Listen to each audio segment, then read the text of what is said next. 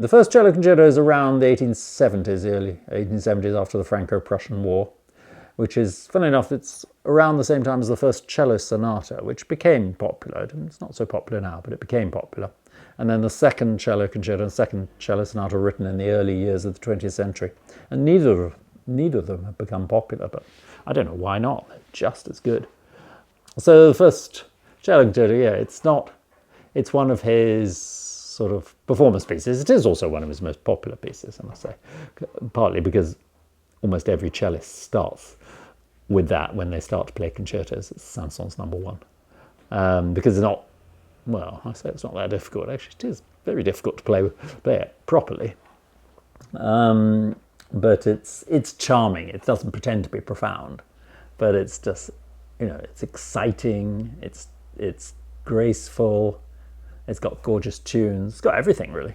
It starts with what I think Saint-Saëns himself described as a thunderstorm. You get this sort of tremolo in the orchestra.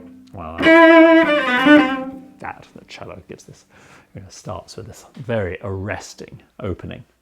And then the sun comes out, and the sound world is completely different.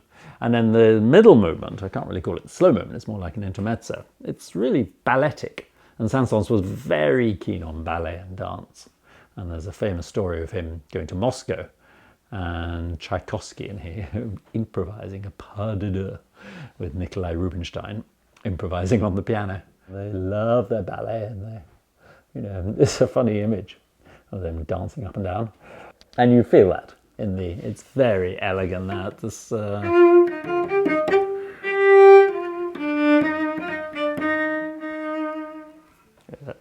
it's in 3/4, and the cello comes in and joins in the dance. It's beautiful. And then he brings back the thunderstorm, which sort of formally is quite interesting, because he brings back the opening theme. And then we go into last movement, which is sort of, it's exotic, the theme of the last movement, I think.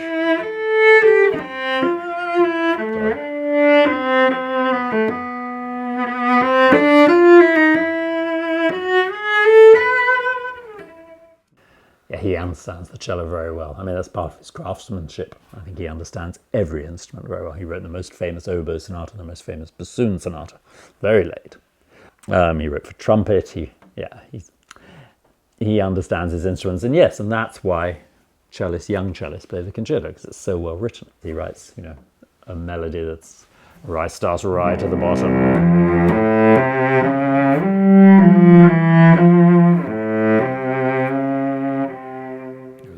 Lower reaches, but of course he starts at the top, and then he goes right to the top,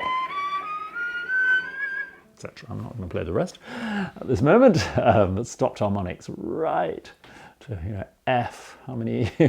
Sort of 3.5 octaves above middle C. It sounds. So he knows his stuff.